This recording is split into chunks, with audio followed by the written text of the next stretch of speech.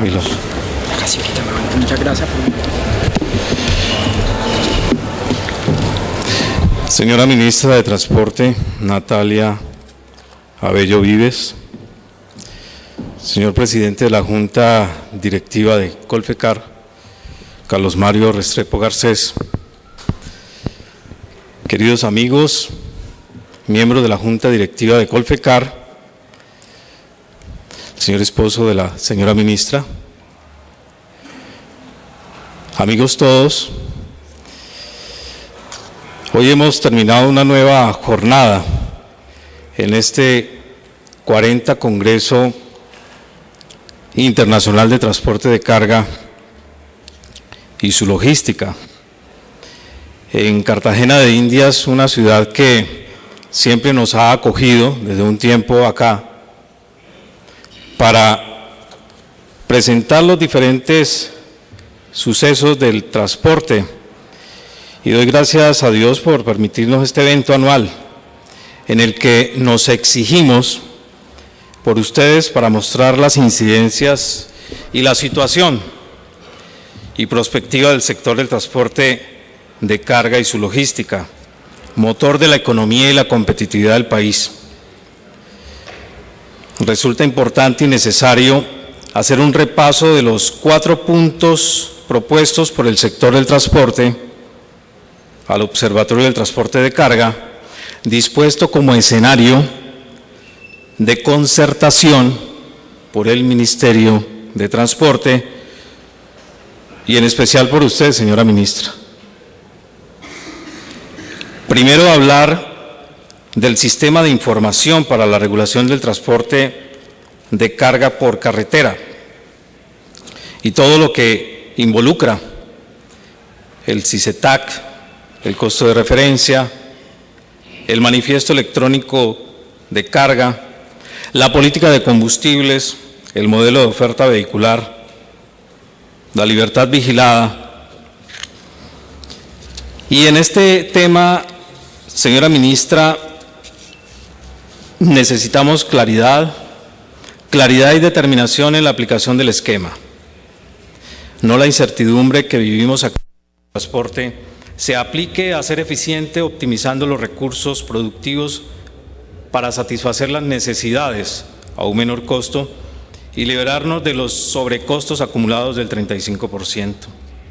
Requerimos con urgencia acabar con la mala y perversa práctica comercial del pago por el servicio prestado más allá de lo comercialmente razonable, que ha convertido al transportador en un ente financiador de la operación, distrayéndolo de su función esencial como prestador del servicio integral de transporte. En la política pública en materia de equipamiento hay una disposición clara en el COMPES 3759 y requerimos la implementación del fondo de reposición,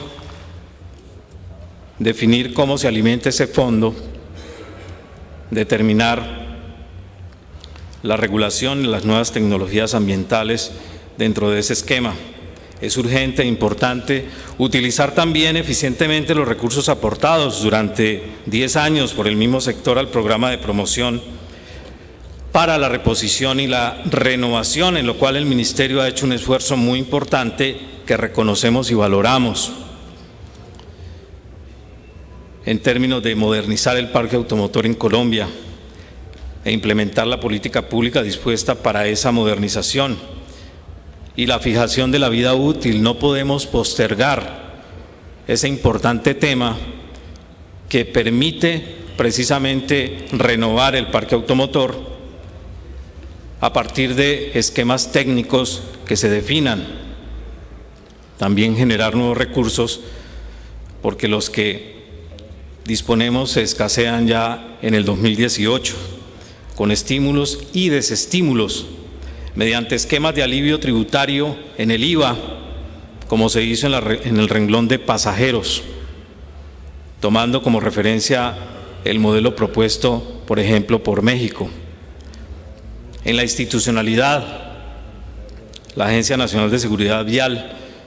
que ya se ha anunciado su implementación para el próximo año, pero también la Comisión de Infraestructura y Transporte, para que de esa manera determinemos los tres pilares fundamentales desde el punto de vista institucional del Ministerio de Transporte. Un ministerio encargado exclusivamente de fijar la política pública, de pensar la política pública, un ente encargado de ejecutarla a partir de la Comisión de Regulación de Infraestructura y un ente de control y vigilancia e inspección en la Superintendencia de Puertos y de Transporte. En esta institucionalidad destacamos los corredores logísticos, que han sido una aplicación muy importante y que se impone replicar también con sus gerentes en otras zonas del país, con el fin de evaluar ineficiencias y corregirlas, de tal forma que quien las cause las asuma. En materia de infraestructura, el desarrollo de la misma a partir de la Ley 1682 permite decir que hemos avanzado, que estamos avanzando, sí, con el incremento en promedio anual de la inversión en infraestructura del 13% a partir del año 2010 y en lo que va corrido de representando en el 2013 el 2.8% del PIB y con una meta para el año 2029 del 6%. Cifra histórica si la comparamos con años anteriores, cuando el promedio no alcanzaba ni siquiera el 2%. No ocurre igual con el desempeño logístico, cuya medición nos desfavorece. Los costos logísticos de exportación e importación se incrementaron en promedio anual entre 2010 y 2013 en el 5.9% y el 9.8% respectivamente, incidiendo en mucho los tiempos logísticos, pues según cifras del Ministerio de Transporte, el tiempo de carga y descarga de mercancías es casi el doble del tiempo que gasta un camión entre Cali y Buenaventura. Este mismo corredor logístico confirma estas cifras y permite desmitificar la afirmación según la cual el transporte es el único o era el único responsable de las ineficiencias. Por el contrario, existen barreras que impactan, como son la falta de zonas adecuadas para carga y descargue, infraestructuras viales que a veces son insuficientes y generan congestión, la falta de talento humano en logística e insuficiencias de zonas logísticas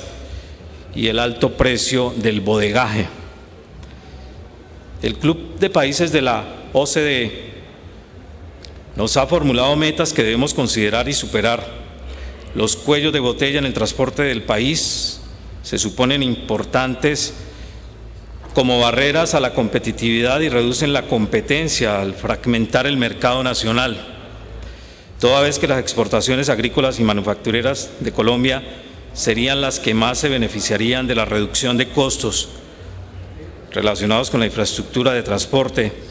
la comparación con otras economías de América Latina. En otras palabras, de nada nos serviría tener una buena infraestructura como está proyectada si no mejoramos el desempeño logístico. Las infraestructuras de transporte, logística dura, constituyen una delimitación y también constituyen una oportunidad. Las prioridades de políticas incluyen una serie de propuestas: solucionar los cuellos de botella relacionados con las infraestructuras de transporte y de logística con el objetivo de reducir los costos de transporte. Por tanto, Colombia debe mejorar su infraestructura, sí, y de logística también, para aumentar su productividad, porque a pesar de las recientes mejoras en el marco regulatorio, sus costos de transporte continúan siendo elevados. Las medidas diseñadas para mejorar los componentes logísticos relacionados con infraestructuras físicas de transporte deben ir acompañadas de mejoras en aspectos blandos de la logística para obtener resultados a más corto plazo. Dichas medidas incluyen aduanas y procesos de inspección mejoradas, así como una coordinación institucional reforzada de la logística y la política de infraestructuras. A pesar de los alentadores esfuerzos vistos recientemente en el marco de las infraestructuras férreas y fluviales, debemos seguir en la vía de desarrollar el gran potencial del transporte multimodal en Colombia, que reduciría los costos de transporte y minimizaría el impacto sobre el medio ambiente. Es claro entonces que es fácil destruir con juicios de valor que no le hacen bien a la competitividad de un sector como el de transporte y su logística, pero ¿por qué mejor no nos esforzamos en construir todos los actores sin prevenciones? Crear una cultura del costo a partir de las herramientas dispuestas, SICETAC, índice de costos del transporte de carga, con un esquema claro, transparente, equilibrado y controlado. Construir y aplicar buenas prácticas comerciales que nos alejen de prácticas perversas de pagos por prestación de servicio de hasta 120 días. Aprovechar ventajas operativas de colaboración con ofertas de servicio competitivos para optimizar recursos. Aplicarnos a la innovación. Desestimular la informalidad y el sobrecosto de los intermediarios que no agregan valor y privilegiar el servicio público de transporte. Aprovechar las ventajas que nos ofrecen los vecinos de la Gran Colombia, de ser menos dependientes, pero sin dejar de ser interdependientes, fomentando la creación de zonas de apoyo logístico fronterizo para la optimización de costos. En fin, en el escenario de la mundialización del comercio, como los TLCs, los esquemas de largo alcance como la Alianza del Pacífico y el Acuerdo Transpacífico de Cooperación Económica, resultan imprescindibles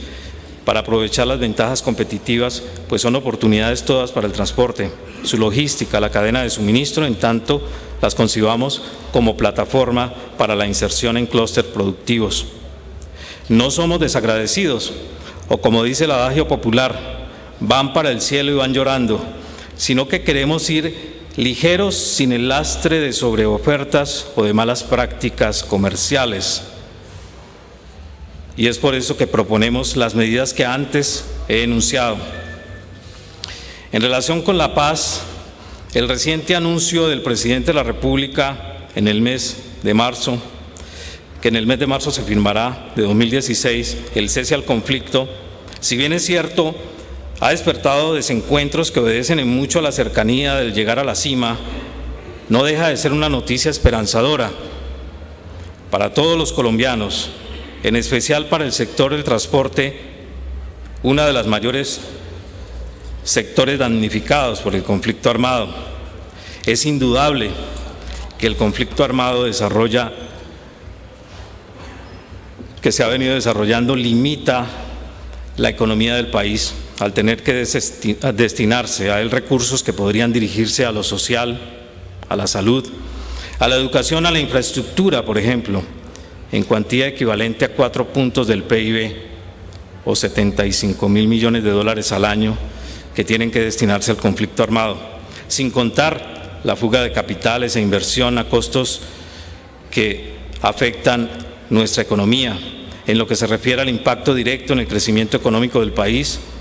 esto representó en la década de los 80 y 90 el 2 y el 4% del PIB.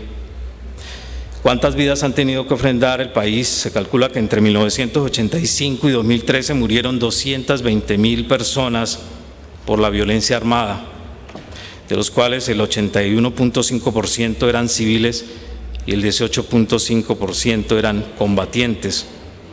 por lo que se estima que las pérdidas de capital humano ascienden al 4% del PIB. Y como lo expresa el artículo titulado Cuantificación de los efectos económicos del conflicto, publicado por la Universidad de los Andes, el conflicto armado no solo impone altos costos a los sectores y a las personas que son golpeadas directamente por esta. Por el contrario, la literatura actual muestra que moverse en un entorno impregnado de violencia representa en sí costos sustanciales y reales que la sociedad se ve obligada a asumir, sin olvidar los costos que tendrán que asumirse por el logro de un posconflicto sostenible. Estamos convencidos que la paz no se obtiene solo con la firma del acuerdo y la refrendación popular. Como bien se ha expresado, este es solo el comienzo de un proceso en el que el mecanismo excepcional de la justicia transicional, justicia, verdad, reparación y no repetición, y los instrumentos de implementación son solo eso, instrumentos importantes sí, pero que exigen acompañarse de la capacidad de la economía colombiana para absorber la mano de obra, tanto desmovilizada como de la fuerza pública encargada de combatirla. Por eso propusimos al SENA la elaboración de un plan de capacitación en transporte de carga y su logística para el posconflicto que permita, a partir de la experiencia ganada por años de formación de su recurso humano, construir para el escenario de la paz una oferta de formalización y una oferta de titulación para quienes quieran vincularse al sector, con énfasis fundamental en principios, valores e interacciones personales con los demás y con el entorno para contribuir al propósito de una paz sostenible y duradera. Colombia y el transporte cambiaron y debemos asumir los retos que el presente futuro impone. Muchas gracias.